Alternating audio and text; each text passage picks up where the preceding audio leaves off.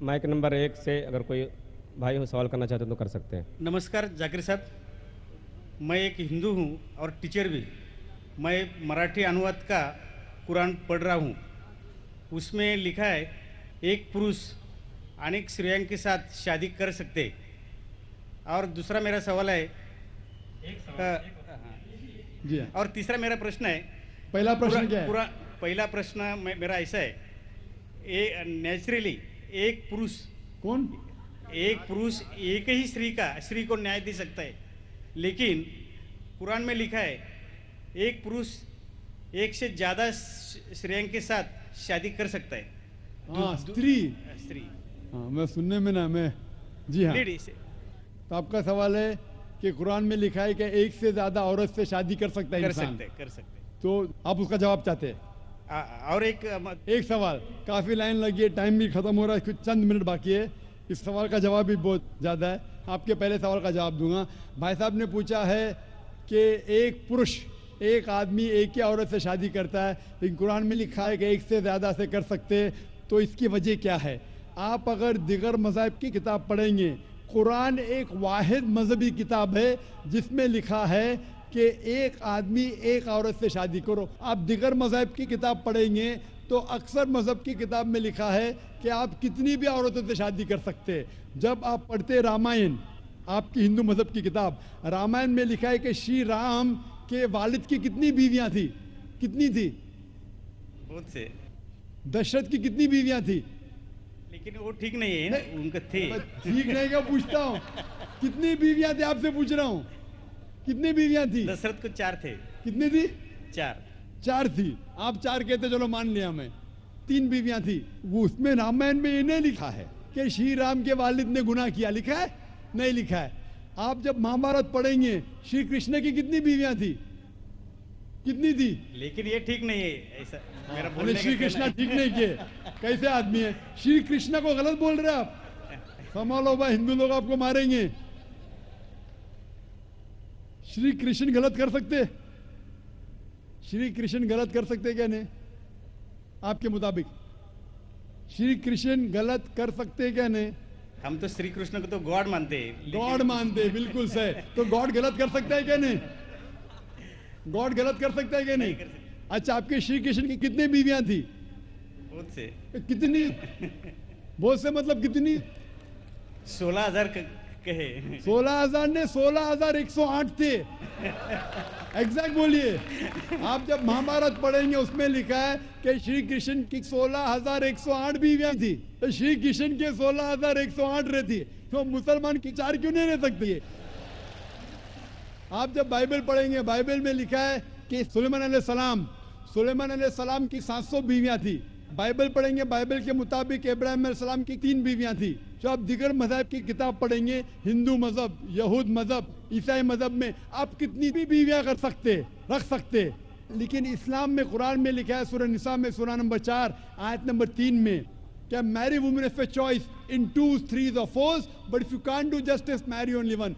आप अपनी मनपसंद औरतों से शादी कर सकते, 2, 3 या 4, लेकिन अगर आप इनके दरमियान अदल नहीं कर सकते तो सिर्फ एक से शादी करो।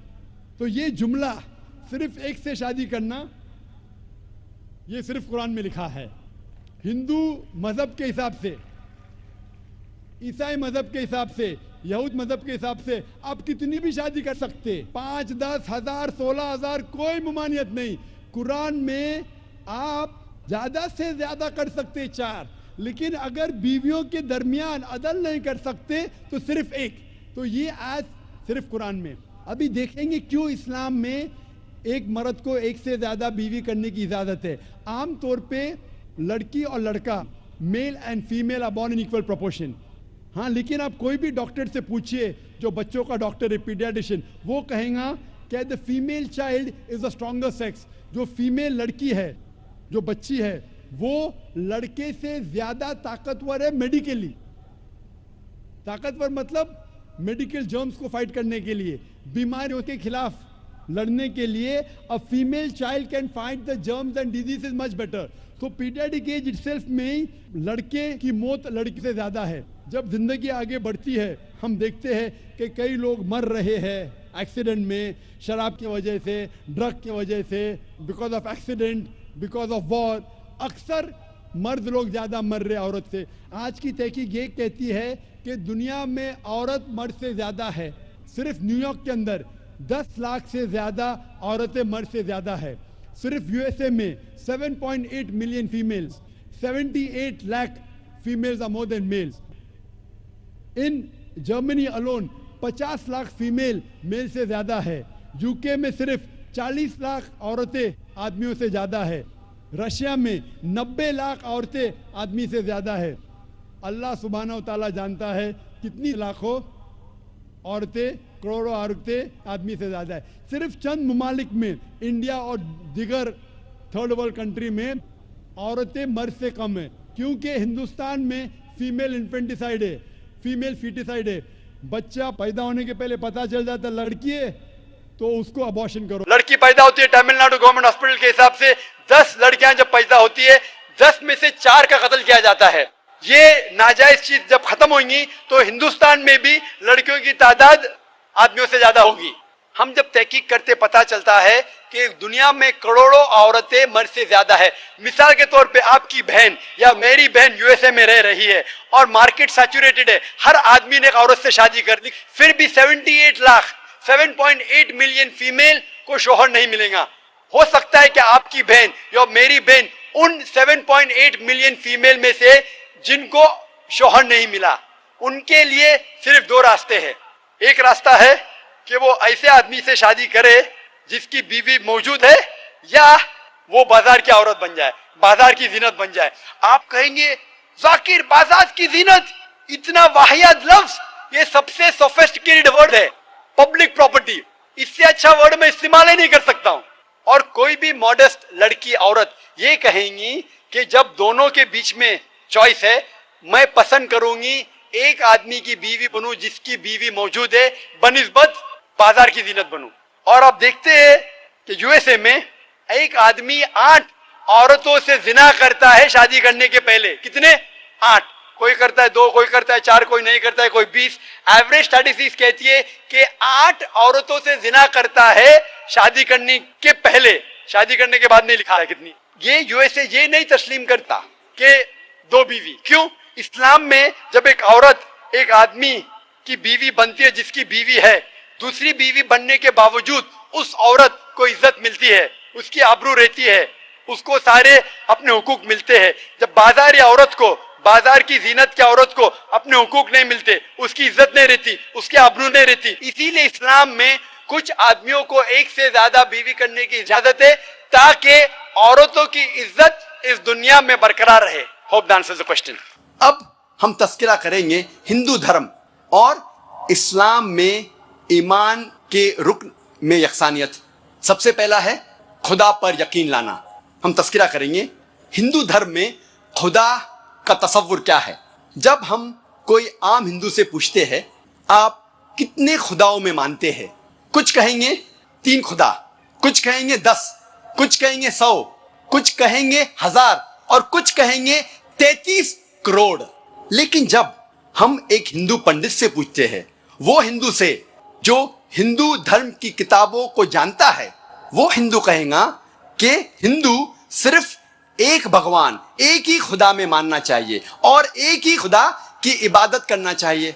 लेकिन आम हिंदू एक फिलॉसफी में मानता है जिसे कहते हैं पैंथीइज्म। पैंथीइज्म की मानी आम हिंदू समझता है सब कुछ खुदा है। पेड़ खुदा है, इंसान खुदा है, सूरज खुदा है, चांद खुदा है, सांप खुदा है। हम मुसलमान समझते हैं कि सब कुछ खुदा का है। पेड़ खुदा का है, इंसान खुदा का है, सूरज खुदा का है, चांद खुदा का है, सांप खुदा का है। अहम फर्क हिंदू और मुसलमान में है। आम हिंदू कहते हैं सब कुछ खुदा है, हम मुसलमान कहते हैं सब कुछ खुदा का है। सिर्फ एक अहम फर्क है का। अगर हम इस का के फर्क को मिटा लेंगे तो हिंदू और मुस्लिम एक हो जाएंगे। कैसे करना चाहिए?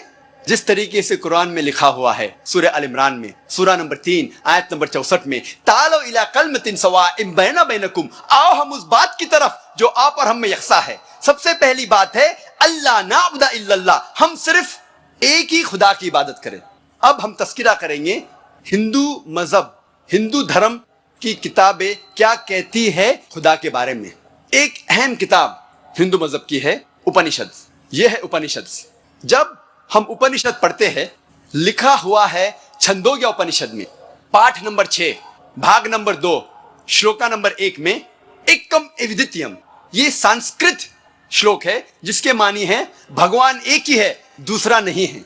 लिखा हुआ है श्वेता उपनिषद में पाठ नंबर 6 श्लोका नंबर 9 में नाचस्य कसिज जनिता न चदीपा, जिसके मानी है उस भगवान, उस खुदा का कोई भी रब नहीं है, उस खुदा, उस भगवान का कोई भी वालदेन नहीं है, ना पिता है ना माता है, ना बाप है ना माँ है, कोई भी रखवाला नहीं है। लिखा हुआ है श्वेता उपनिषद में पाठ नंबर 4 में श्लोक नंबर 19 में न तस्य प्रतिमा अस्ति, उस भगवान, उस खुदा की कोई भी प्रतिमा नहीं है। प्रतिमा की मानी अक्स, स्टैच्यू, स्कल्पचर, फोटोग्राफ, पेंटिंग, ये सब प्रतिमा की मानी है। उस भगवान, उस खुदा का कोई भी प्रतिमा नहीं है, ना कोई तस्वीर है, ना कोई स्कल्पचर है, ना कोई स्टैच्यू है, ना कोई बुद्ध है, ना कोई पेंटिंग है। लिखा हुआ है भगवत गीता में, जो सबसे ज्यादा पढ़ी जाने वाली किताब है। भगवत गीता में भगवान का तस्वुर है पाठ नंबर 7 में श्लोका नंबर 20 में all those whose intelligence has been stolen by material desires they worship demigods। जो पैसे के पीछे भागता है वो गलत खुदाओं की पूजा करता है। और कुछ तर्जुमा भगवत गीता में लिखा हुआ है कि जो आदमी पैसे के पीछे भागता है वो बुत परस्ती करता है। भगवत गीता में लिखा हुआ है पाठ नंबर 10 में श्लोका नंबर 3 में मैं भगवान पैदा नहीं हुआ हूं, मेरी शुरुआत नहीं है, मैं सारे आलमों का रब हूं।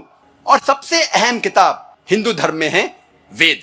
जब हम वेद पढ़ते हैं, यजुर्वेद में लिखा हुआ है पाठ नंबर 32 मंत्र नंबर 3 में न तस्य प्रतिमा अस्ति, उस भगवान, उस खुदा की कोई भी प्रतिमा नहीं है, कोई भी बुत नहीं है, कोई भी अक्स नहीं है, कोई भी स्टैच्यू नहीं है, स्कल्पचर नहीं है, फोटोग्राफ नहीं है, पेंटिंग नहीं है। जिक्र है यजुर्वेद में पाठ नंबर 40 मंत्र नंबर 9 में अंधात्म प्रविशंति या असंभूति मुपास्ते। ये संस्कृत श्लोक है जिसके मानी है अंधात्म, अंधकार में, प्रविशंति, दाखिल हो रहे हैं। जो लोग असंभूति की पूजा करते, असंभूति की माने नेचुरल थिंग्स, कुदरती चीजें, हवा, पानी, आग। यजुर्वेद में लिखा हुआ है अंधकार में दाखिल हो रहे हैं वो लोग जो कुदरती चीजों की इबादत करते हैं, पूछते हैं, जैसे कि हवा, पानी, आग।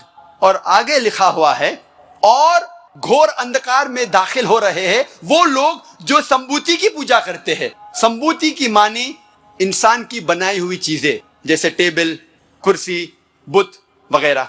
अगर आप कुदरती चीजों की इबादत करते हैं तो आप अंधकार में दाखिल हो रहे हैं। अगर आप बनाई हुई चीजों की इबादत करते हैं तो आप और घोर अंधकार में दाखिल हो रहे हैं। लिखा हुआ है यजुर्वेद में पाठ नंबर 40 मंत्र नंबर 8 में उस भगवान का कोई भी अक्स नहीं है और वो पाक है।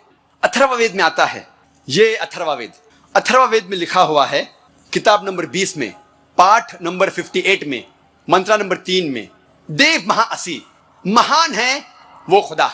और सबसे अहम वेद है ऋग्वेद। यह है ऋग्वेद। चारों वेदों में से सबसे अहम वेद है Rigveda.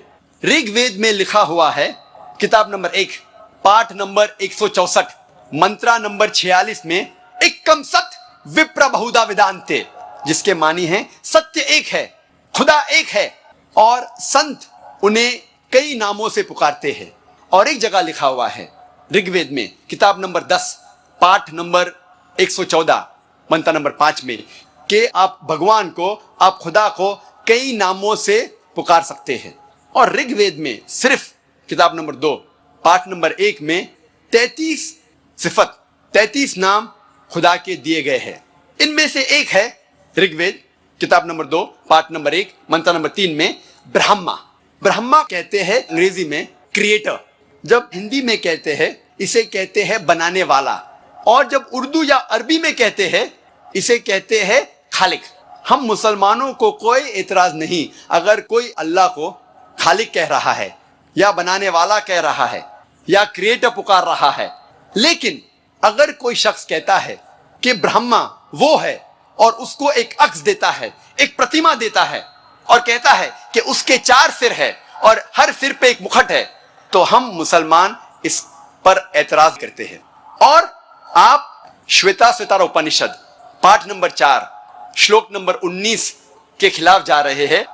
Not a second one, not at all, not at all, not in the least bit. जब हम हिंदू धर्म की किताबों का मुताला करते हैं, हमें पता लगता है हिंदू धर्म में खुदा भगवान का सही तस्वुर। देशभक्ति के बारे में क्या कहा गया है? पहला सवाल कि मुस्लिम स्कूल में वंदे मातरम क्यों नहीं कहा जाता। हमें ये देखना चाहिए कि कोई भी गाना या कोई भी चीज़ आप कहते हैं उसकी मानी क्या है। आप जब वंदे मातरम पढ़ते हैं उसकी मानी है कि हम सिजदा करते हैं इस देश जो हमारी माता है, ऐसे कहा जाता है, और हम इसकी पूजा करते हैं। ये हमारे लिए शिर्क है। शिर्क है इस्लाम में और गलत है हिंदुइज्म में भी। हिंदुइज्म में भी आपको इबादत सिर्फ करना चाहिए एक खुदा की, धरती की नहीं। तो हिंदुइज्म में भी गलत है, क्रिश्चियनिटी में भी गलत है, इस्लाम में ही गलत है।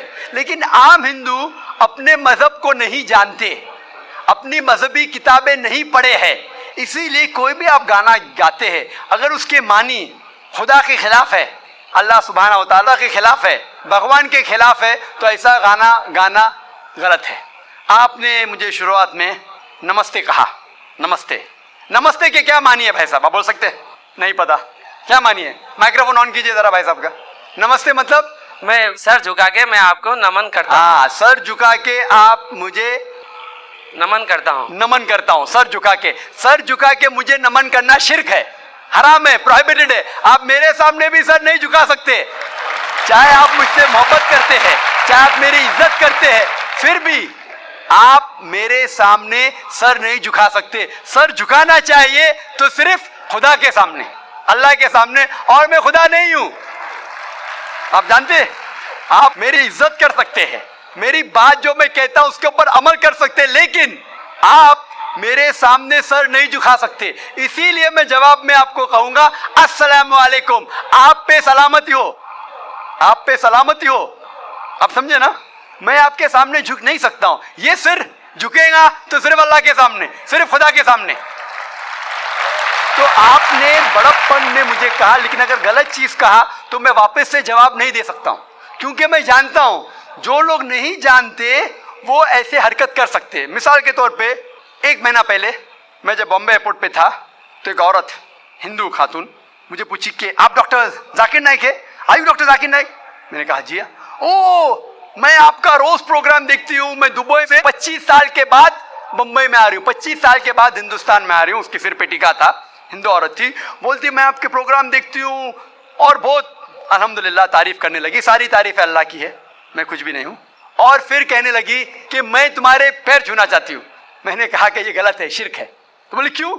वही जवाब मैंने दिया, आप जो भी कहो मैं आपकी बात मानूंगी। तो मैंने कहा आप कुरान मजीद पढ़िए, कुरान मजीद पढ़िए और इसके ऊपर अमल कीजिए।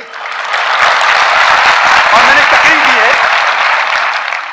Similarities between Islam and Hinduism, Islam और हिंदुइज्म में यकसानियत, और साबित किया है कि हिंदुइज्म में भी लिखा है कि आप सिर्फ एक ईश्वर की इबादत करना चाहिए, जितने ऋषि आने वाले उनमें मानना चाहिए, और मोहम्मद सल्लल्लाहु अलैहि वसल्लम में भी। तो आपको अगर कुरान और वेदा पे अमल करना चाहिए जो यकसा है, आपको एक खुदा में मानना पड़ेगा और आखिरी पैगंबर मोहम्मद सल्लल्लाहु अलैहि वसल्लम पर। आपका और एक सवाल था कि हिंदी क्यों नहीं पढ़ाई जाती है, हिंदी मुस्लिम स्कूल में क्यों नहीं पढ़ाई जाती है?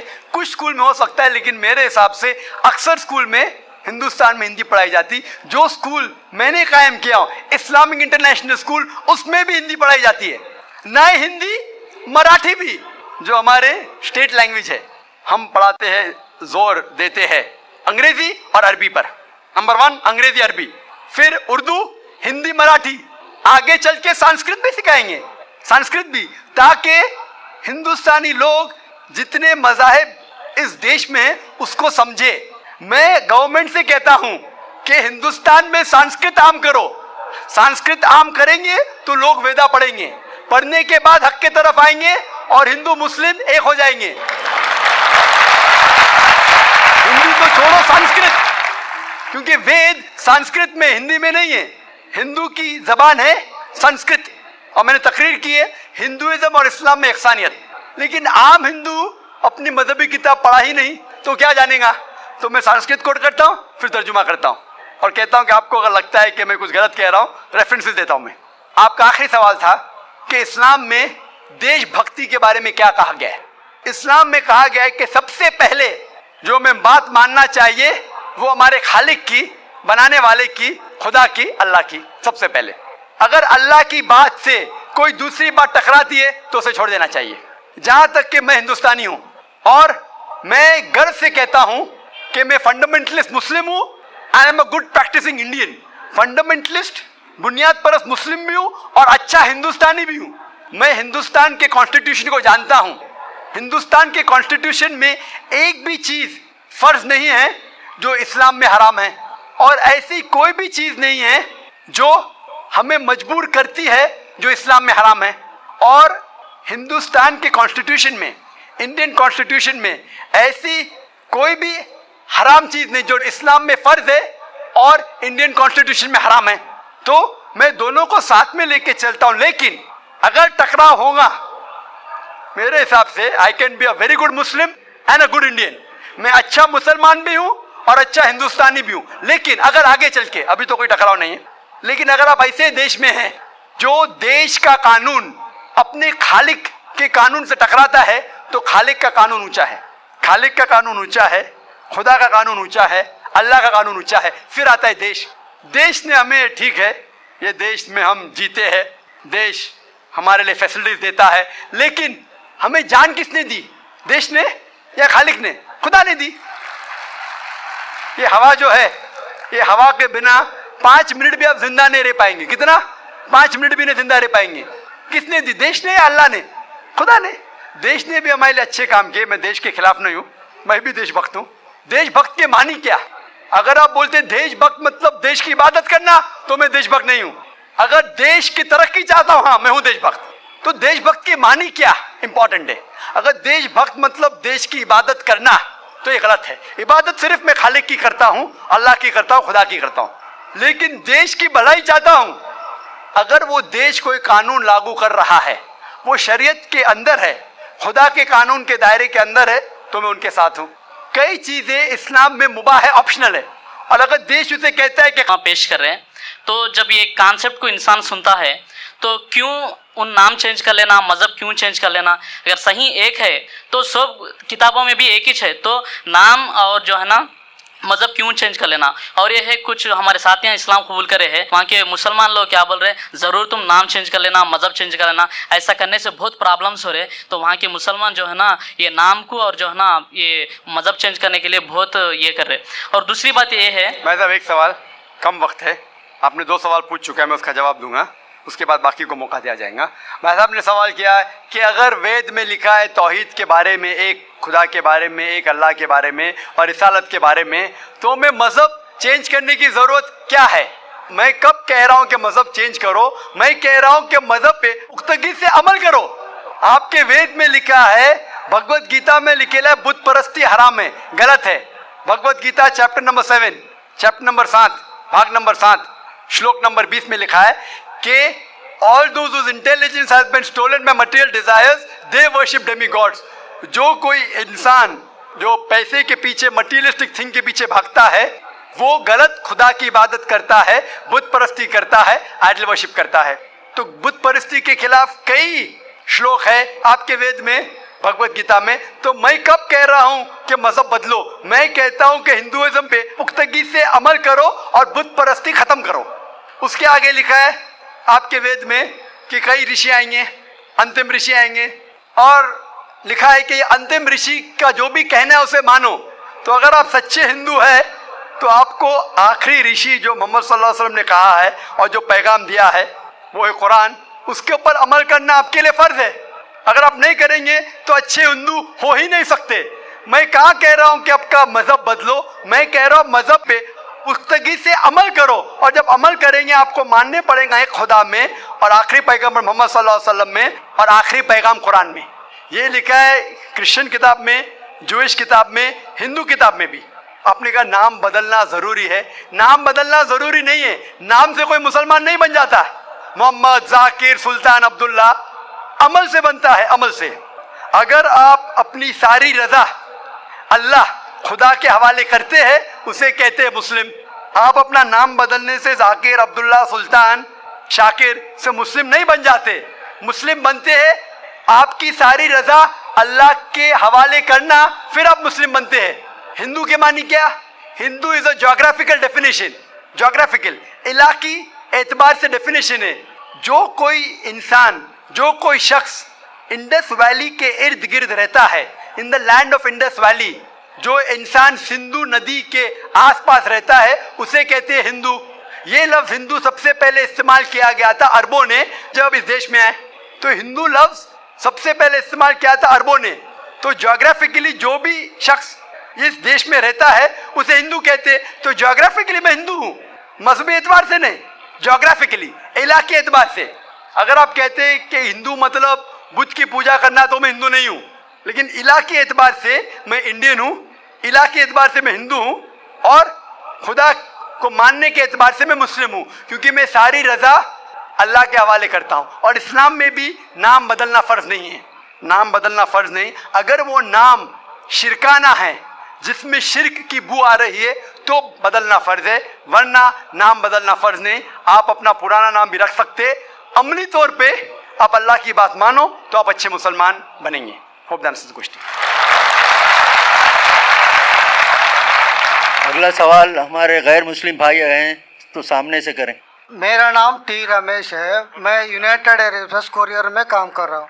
मेरा सवाल ये है कि थोड़े दिन पेपर में और मीडिया में देखा ऐसा, जो स्पोर्ट्स स्टार है वो कहते हैं ये तो कपड़े से, तो कपड़े के लिए रिस्ट्रिक्शंस रखे से है, उनको रिस्ट्रिक्शंस करे, ऐसा खेलना नहीं।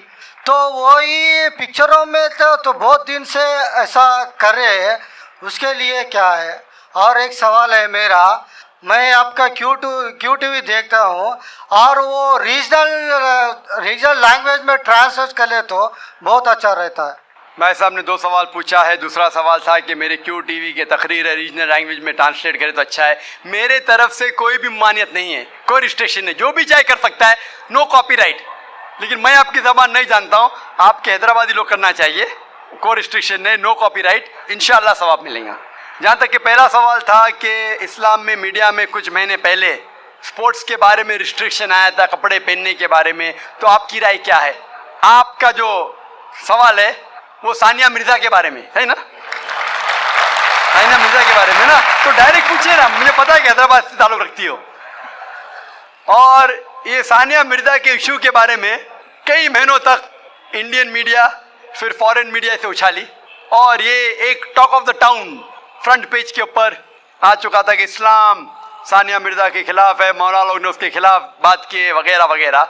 मैंने काफ़ी रिपोर्टें पढ़ी, लेकिन मेरी राय ये है कि ऐसे जब सवालात उठते हैं तो हमें हिकमत से काम लेना चाहिए, हिकमत से।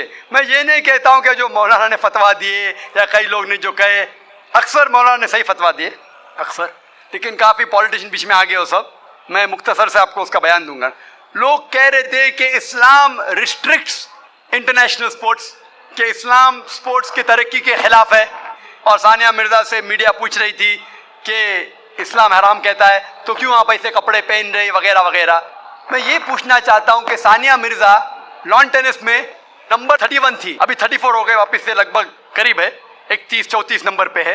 आप सबसे number 1 top seed Serena Williams से क्यों नहीं पूछते, क्यों नहीं उससे पूछते कि उसका मजहब उसे इजाज़त देता है ऐसे कपड़े पहनने की? आप मौलाना से क्यों पूछते कि इस्लाम में जायज़ है क्या नहीं? आप जाके प्रीस्ट से क्यों नहीं पूछते? आप जाके पोप से क्यों नहीं पूछते क्या सेरेना विलियम्स जो नंबर 1 है, ऐसे कपड़े पहनना क्रिश्चियनिटी अलाउ करती है क्या नहीं? पोप मेरे नज़रिए से बिल्कुल कहेगा हराम है। क्लियरली लिखा है हिजाब के बारे में बुक ऑफ ड्यूटोनॉमी में चैप्टर नंबर 22 वर्स नंबर 5 में हिजाब के बारे में लिखा हुआ है। 1 Timothy chapter number 2 verse number 9 में कि औरतें औरतें अच्छे कपड़े पहनना चाहिए, sober, modest. The woman should wear modest clothes with shamefacedness, with sobriety, should not have braided hair of gold, nor wear pearls. मतलब भड़कीले कपड़े नहीं पहनना चाहिए, सोने नहीं पहनना चाहिए और अच्छे से पेश आना चाहिए, इज्जत के साथ. और क्रिश्चियनिटी में भी ऐसे कपड़े पहनना हराम है. अगर आप प्रीस्ट से पूछेंगे, कोई भी प्रीस्ट कहेगा. इसीलिए आप देखते हैं कि नन लोग मुस्लिमा जैसे लिबास पहने, इस्लाम के लिबास पहने, पूरा जिस्म ढका हुआ है, सिर्फ चेहरा और हाथ कलाई तक दिखता है. तो आप जब कहते हैं कि जो लोग मजहबी है, जो औरतें मजहबी है, उन्हें ऐसे कपड़ा पहनना चाहिए, हमारे हिसाब से हर औरत, हर मुस्लिमा, हर मुस्लिम खातून मजहबी होना चाहिए और उसे अच्छे कपड़े पहनना चाहिए. मीडिया क्या करती है? उछालती है. और अफसोस की बात, हमारे कई मुसलमान पॉलिटिशियन वो कहने लगे कि मौलाना है ना, ये सिर्फ मजहबी तक रहना चाहिए, स्पोर्ट्स में नहीं आना चाहिए, स्पोर्ट्स के बारे में नहीं कहना चाहिए. मैं ये मुस्लिम पॉलिटिशियन से कहता हूं कि वो अपने पॉलिटिक्स तक महदूद रहो, इस्लाम के दायरे में मत आओ. वो कहता है कि मौलाना जो है ना, ये हमारे स्पोर्ट्स वुमेन को तरक्की करने से रोकते हैं. मैं उनसे पूछता हूं, और कई हमारे गैर मुस्लिम पॉलिटिशियंस कहने लगे कि जो भी कोई सानिया मिर्जा के खिलाफ है वो देश के खिलाफ है, हमारे हिंदू पॉलिटिशियंस. तो मैंने कहा कि जो भी कोई सानिया मिर्जा के कपड़े का साथ देता है वो वेद के खिलाफ है, हिंदुइज्म के खिलाफ है. हिंदुइज्म में भी लिखा है, आप हिंदू किताब पढ़ेंगे, वेद पढ़ेंगे, जिल्द नंबर 10 में लिखा हुआ है, चैप्टर नंबर 85, श्लोका नंबर 30, और ऋग्वेद में लिखा हुआ है, जिल्द नंबर 8, चैप्टर नंबर 33, मंत्रा नंबर 19 में, कि ब्रह्मा ने, खुदा ने आपको औरत बनाया है, इसलिए नजर नीचे करो और अपना सर ढाको. तो हिंदुइज्म में भी हिजाब है. तो ये हिंदू पॉलिटिशियन अपनी मजहबी किताब पढ़े ही नहीं. वो जो कहते हैं कि सानिया मिर्जा के लिबास के खिलाफ है, वो देश के खिलाफ है. मैंने कहा जो सानिया मिर्जा के लिबास के साथ है वो हिंदू मजहब के खिलाफ है.